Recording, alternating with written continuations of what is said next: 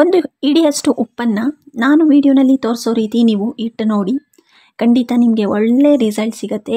ಹಾಗೆ ಇದರ ಜೊತೆಗೆ ಇನ್ನೂ ಕೆಲವೊಂದು ಯೂಸ್ಫುಲ್ ಆದಂಥ ಟಿಪ್ಸನ್ನು ನಿಮ್ಮ ಜೊತೆ ಶೇರ್ ಮಾಡ್ಕೋತಾ ಇದ್ದೀನಿ. ವಿಡಿಯೋನ ಸ್ಕಿಪ್ ಮಾಡದೆ ನೋಡಿ. ಇಷ್ಟ ಆದರೆ ಲೈಕ್ ಮಾಡೋದನ್ನು ಮರಿಬೇಡಿ. ಮೊದಲನೇ ಐಡಿಯಾ ಏನಂದರೆ, ಆಲೂಗಡ್ಡೆನ ಬೇಯಿಸಿದ ನಂತರ ತುಂಬಾ ಬಿಸಿ ಇರುತ್ತೆ, ಅದನ್ನು ಕೈಯಲ್ಲಿ ಮುಟ್ಲಿಕ್ಕೂ ಸಹ ಆಗೋದಿಲ್ಲ.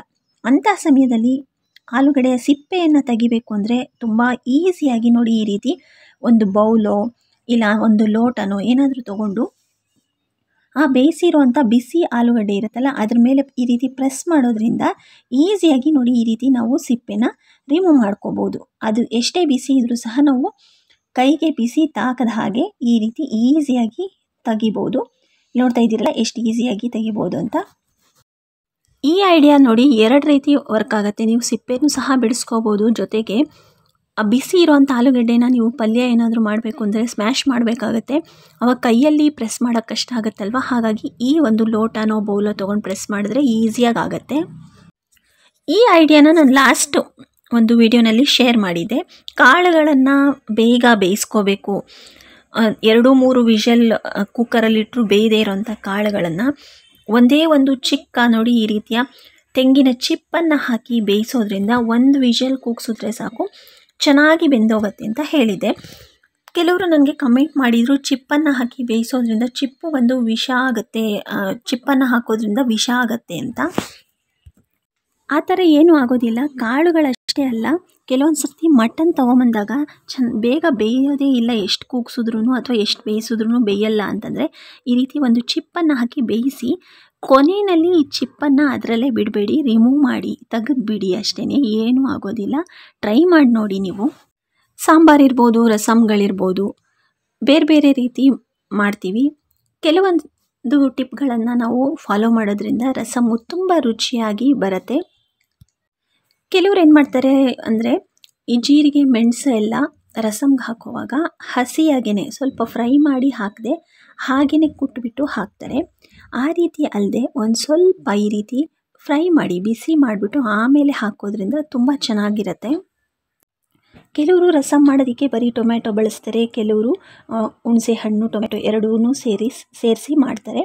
ಅದೇ ರೀತಿಯೇ ನಾವು ಎರಡೂ ಸೇರಿಸಿ ಮಾಡೋದ್ರಿಂದ ನಿಮಗೆ ರಸಮ್ ಮಾಡೋದು ಬೇಗ ಫಾಸ್ಟಾಗಿ ಆಗಬೇಕು ಅಂತಂದರೆ ಹುಣಸೆ ಹಣ್ಣನ್ನು ನೆನೆಸಿಟ್ಟಿರುವಂಥ ನೀರಿಗೆ 1 ಸ್ಪೂನಷ್ಟು ಉಪ್ಪನ್ನು ಹಾಕಿ ನೆನೆಸಿಡಿ, ಬೇಗನೆ ಅದು ನೆಂದೋಗುತ್ತೆ. ನೋಡಿ, ಇಸ್ಕಿದ್ರೆ ತುಂಬ ಚೆನ್ನಾಗಿ ರಸನೂ ಬರುತ್ತೆ. ಕುಟಾಣಿನಲ್ಲಿ ಹಾಕ್ಕೊಂಡು ಏನಾದರೂ ಕುಟ್ತೀರಾ ಅಂತಂದರೆ, ಅದು ಕೌಂಟರ್ ಟಾಪ್ ಮೇಲೆ ಇರ್ಬೋದು, ನೆಲದ ಮೇಲೆ ಇರ್ಬೋದು, ಕುಟ್ತೀವಿ ಅಂತಂದರೆ ಖಂಡಿತ ಶಬ್ದ ಬಂದೇ ಬರುತ್ತೆ. ಹಾಗೆ ಕೆಳಗಡೆ ಆ ಒಂದು ಕೌಂಟರ್ ಟಾಪ್ ಇರ್ಬೋದು, ನೆಲ ಆಗಿರ್ಬೋದು, ಕುಟ್ಟಿರೋ ಜಾಗದಲ್ಲೆಲ್ಲ ನಿಮಗೆ ನೋಡಿ ಒಂಥರ ಡ್ಯಾಮೇಜ್ ಆದಂಗೆ ಆಗುತ್ತೆ. ಆ ರೀತಿ ಆಗಬಾರ್ದು ಅಂದರೆ ಸ್ವಲ್ಪ ದಪ್ಪವಾಗಿರುವಂಥ ಬಟ್ಟೆನ ಆ ಕುಟ್ಟಾಣಿ ಕೆಳಗಡೆ ಹಾಕ್ಕೊಂಡು ಕುಟ್ಟಿ ನೋಡಿ, ಶಬ್ದನೂ ಬರಲ್ಲ, ಆ ರೀತಿ ಏನೂ ಪ್ರಾಬ್ಲಮ್ಮು ಆಗೋದಿಲ್ಲ. ನೆಕ್ಸ್ಟ್ ಏನಂದರೆ, ಜೀರಿಗೆ ಮೆಣಸು ಮತ್ತು ಈ ಒಣಮೆಣಸಿನ್ಕಾಯಿನ ನಾನೇನು ಫ್ರೈ ಮಾಡಿದೆ ರಸಮ್ಗೆ ಅಂದ್ಬಿಟ್ಟು, ಈ ರಸಮ್ಗೆ ತುಂಬಾ ಪುಡಿ ಮಾಡಿಬಿಟ್ಟು ಹಾಕೋದಕ್ಕಿಂತ ಸ್ವಲ್ಪ ತರಿಯಾಗಿಯೇ ಕುಟ್ಬಿಟ್ಟು ನೀವು ಹಾಕಿ ನೋಡಿ, ಟೇಸ್ಟ್ ಚೆನ್ನಾಗಿರುತ್ತೆ. ತುಂಬ ಪೌಡ್ರ್ ಮಾಡಿ ಹಾಕಿದ್ರೆ ಅಷ್ಟು ಚೆನ್ನಾಗಿರೋದಿಲ್ಲ ರಸಮ್ಗೆ. ನೋಡಿ, ಈ ರೀತಿ ತರಿಯಾಗಿಯೇ ಇರಬೇಕು, ತುಂಬ ಪೌಡ್ರ್ ರೀತಿ ಮಾಡ್ಕೋಬಾರ್ದು. ಅದಾದಮೇಲೆ ರಸಮ್ಗೆ ಹಾಕುವಂಥ ಬೆಳ್ಳುಳ್ಳಿನೂ ಅಷ್ಟೇ, ತುಂಬ ಪೇಸ್ಟ್ ರೀತಿ ಮಾಡಿಕೊಳ್ಳದೆ ಸುಮ್ಮನೆ ಒಂದು 3-4 ಸರಿ ಈ ರೀತಿ ಒಡೆದ್ರೆ ಸಾಕು, ಅದು 2 ಪೀಸ್ 3 ಪೀಸ್ ಆಗುತ್ತಲ್ಲ, ಅಷ್ಟನ್ನೇ ನೀವು ರಸಮ್ಗೆ ಹಾಕೋದ್ರಿಂದ ತುಂಬ ಟೇಸ್ಟ್ ಚೆನ್ನಾಗಿರುತ್ತೆ ಪೇಸ್ಟ್ ಮಾಡಿ ಹಾಕೋದಕ್ಕಿಂತ. ಇನ್ನೊಂದು ಇಂಪಾರ್ಟೆಂಟ್ ಏನಂದರೆ, ರಸಮ್ಗೆ ಹಾಕುವಂಥ ಟೊಮ್ಯಾಟೊ ಅದನ್ನು ಚಾಕುನಲ್ಲಿ ಕತ್ತರಿಸ್ಬಿಟ್ಟು ಹಾಕೋದಕ್ಕಿಂತ ಕೈಯಲ್ಲಿ ಚೆನ್ನಾಗಿ ಹಿಸುಕ್ಬಿಟ್ಟು ಹಾಕಿ, ಅಂದರೆ ನೋಡಿ ಈ ರೀತಿ ಚೆನ್ನಾಗಿ ಕಿವುಚಬೇಕು ಅದನ್ನು. ನಂತರ ಈ ಒಂದು ಪೇಸ್ಟ್ ಏನು ಬರುತ್ತೆ ಇದನ್ನು ನೀವು ಹಾಕೋದ್ರಿಂದ ಚೆನ್ನಾಗಾಗತ್ತೆ ಟೇಸ್ಟು. ಅದೇ ಕೆಲವರು ಮಿಕ್ಸಿನಲ್ಲೆಲ್ಲ ರುಬ್ಬಿಟ್ಟು ಹಾಕ್ತಾರೆ, ಅದಕ್ಕಿಂತ ನೋಡಿ ಇದನ್ನು ಮಾಡಿ ನೋಡಿ. ರಸಮ್ ಮಾಡಿದಾಗ ಈ ರೀತಿ ಕೈಯಲ್ಲಿ ಹಿಸುಕ್ಬಿಟ್ಟು ಈ ಒಂದು ಟೊಮೆಟೊ ಜ್ಯೂಸನ್ನು ಹಾಕಿ, ಚೆನ್ನಾಗಿರುತ್ತೆ ಟೇಸ್ಟು. ನಾವು ಮಾಡ್ತಾ ಇರೋವಂಥದ್ರಲ್ಲಿ ಸ್ವಲ್ಪ ಚೇಂಜಸ್ನ ಮಾಡ್ಕೊಳ್ಳೋದ್ರಿಂದ ರುಚಿನಲ್ಲೂ ಸಹ ನಾವು ಬದಲಾವಣೆನ ಕಾಣ್ಬೋದು, ಹಾಗೆ ಟೇಸ್ಟು ಸಹ ಚೆನ್ನಾಗಿರುತ್ತೆ. ನೆಕ್ಸ್ಟು ಅಡುಗೆಗಳಿಗೆ ಬಳಸುವಾಗ ಕೊತ್ತಂಬರಿ ಏನು ಬಳಸ್ತೀವಲ್ಲ, ಕೊತ್ತಂಬರಿನ ಬರೀ ಎಲೆ ಎಲೆ ರೀತಿಯೇ ಕಟ್ ಮಾಡಿಕೊಂಡು ಕತ್ತರಿಸ್ಬಿಟ್ಟು ಹಾಕೋದಕ್ಕಿಂತ ಈ ರೀತಿ ಒಂದು ಎಳೆದಾಗಿರುತ್ತಲ್ಲ ಕಾಂಡಗಳು ಅದನ್ನೆಲ್ಲ ಬಿಸಾಕದೆ ನೋಡಿ ಈ ರೀತಿ ಹಾಕ್ಕೋಬೋದು. ಇದು ನೀವು ಏನಾದರೂ ಮಸಾಲೆ ರುಬ್ಬಬೇಕಾದರೂ ಹಾಕ್ಕೋಬೋದು. ಇಲ್ಲ ಅಂತಂದರೆ ನೋಡಿ ಈ ರೀತಿ ರಸಮ್ ಮಾಡುವಾಗ ಅದಕ್ಕೂ ಸಹ ಹಾಕ್ಬೋದು. ಚೆನ್ನಾಗಿರುತ್ತೆ, ಟೇಸ್ಟು ಸಹ ಚೆನ್ನಾಗಿರುತ್ತೆ.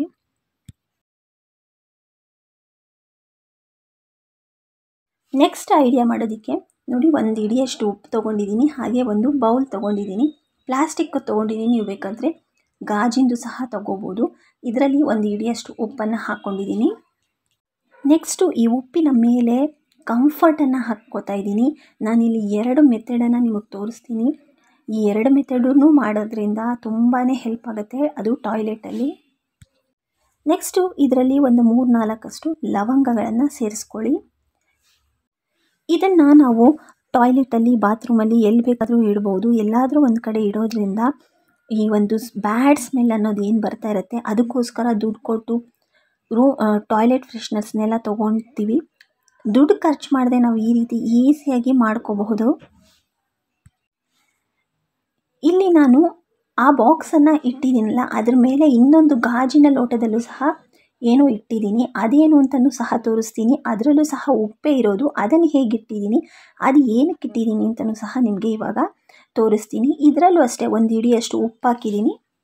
ಅದು ಕಲ್ಲುಪ್ಪೇನೆ ಹಾಕಿರೋದು. ಆ ಕಲ್ಲುಪ್ಪಿಗೆ ಒಂದು 4-5 ಲವಂಗಗಳನ್ನು ಹಾಕಿದ್ದೀನಿ. ಇದು ಏನಕ್ಕಂದರೆ ಮನೆಯಲ್ಲಿ ಏನಾದರೂ ತುಂಬಾ ಯಾವಾಗಲೂ ಜಗಳಗಳು ನಡೀತಾ ಇರುತ್ತೆ, ಹಾಗೆಯೇ ಮನೆಯಲ್ಲಿ ನೆಮ್ಮದಿ ಇಲ್ಲ, ಶಾಂತಿ ಇಲ್ಲ ಅಂತನ್ನೋರು, ಹಾಗೆ ದೃಷ್ಟಿ ಆಗಿದ್ದರೆ ಮನೆಗೆ ಈ ರೀತಿ ನಾವು ಉಪ್ಪನ್ನು ಹಾಕಿ ಟಾಯ್ಲೆಟಲ್ಲಿ ಇಡೋದ್ರಿಂದ ನಿವಾರಣೆ ಆಗುತ್ತೆ. ಇದು ನಾವು ಮಾಡೋ ಅಂಥದ್ದು, ಹಾಗಾಗಿ ನಿಮ್ಮ ಜೊತೆ ಶೇರ್ ಮಾಡ್ಕೋತಾ ಇದ್ದೀನಿ. ಇದನ್ನು ನಾವು ಅಮಾವಾಸ್ಯೆ ಪೌರ್ಣಮಿ ದಿನ ಇದನ್ನು ಚೆಲ್ಲಿಬಿಟ್ಟು ಮತ್ತೆ ಇದೇ ರೀತಿ ನೀಟಾಗಿ ತೊಳೆದು ಒರೆಸಿ ಅದರಲ್ಲಿ ಒಂದು ಹಿಡಿಯಷ್ಟು ಉಪ್ಪನ್ನು ಹಾಕಿ ಮತ್ತು ಲವಂಗಗಳನ್ನು ಹಾಕ್ಬಿಟ್ಟು ಟಾಯ್ಲೆಟಲ್ಲಿ ಇಡ್ತೀವಿ. ಈ ರೀತಿ ಇಡೋದ್ರಿಂದ ಮನೆಯಲ್ಲಿ ಆಗ್ತಾ ಇರತಕ್ಕಂಥ ತೊಂದರೆಗಳಿಂದ ನಾವು ನಿವಾರಣೆನ ಮಾಡ್ಕೋಬೋದು. ದೃಷ್ಟಿಯಾಗಿದ್ದರೂ, ಮನೆಗೆ ಏನಾದರೂ ದೃಷ್ಟಿಯಾಗಿದ್ದರೂ ಸಹ ನಿವಾರಣೆ ಆಗುತ್ತೆ. ನೀವು ಸಹ ಟ್ರೈ ಮಾಡಿ ನೋಡ್ಬೋದು. ಇಲ್ಲಿ ನಾನು ಬಾಕ್ಸಲ್ಲಿ ಹಾಕಿಟ್ಟಿದ್ದೀನಲ್ಲ, ಇದು ಬಂದು ರೂಮ್ ಫ್ರೆಶ್ನರ್ ರೀತಿ ಅಥವಾ ಟಾಯ್ಲೆಟ್ ಫ್ರೆಶ್ನರ್ ರೀತಿ ಹೆಲ್ಪ್ ಆಗುತ್ತೆ.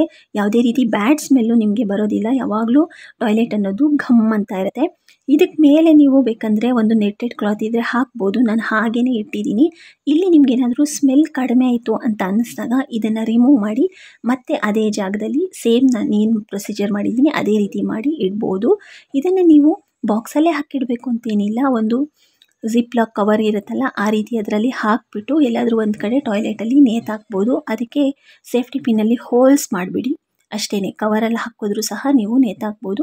ಅದರಿಂದನೂ ಸ್ಮೆಲ್ ಚೆನ್ನಾಗೇ ಬರುತ್ತೆ. ಸೊ ಈ ಐಡಿಯಾಗಳು ನಿಮ್ಗೆ ಇಷ್ಟ ಆಗಿದ್ರೆ ನೀವು ಟ್ರೈ ಮಾಡಿ. ಲೈಕ್ ಮಾಡೋದನ್ನು ಮರಿಬೇಡಿ. ನಿಮ್ಮ ಫ್ರೆಂಡ್ಸ್ ರಿಲೇಟಿವ್ಸ್ಗೂ ವಿಡಿಯೋನ ಶೇರ್ ಮಾಡಿ.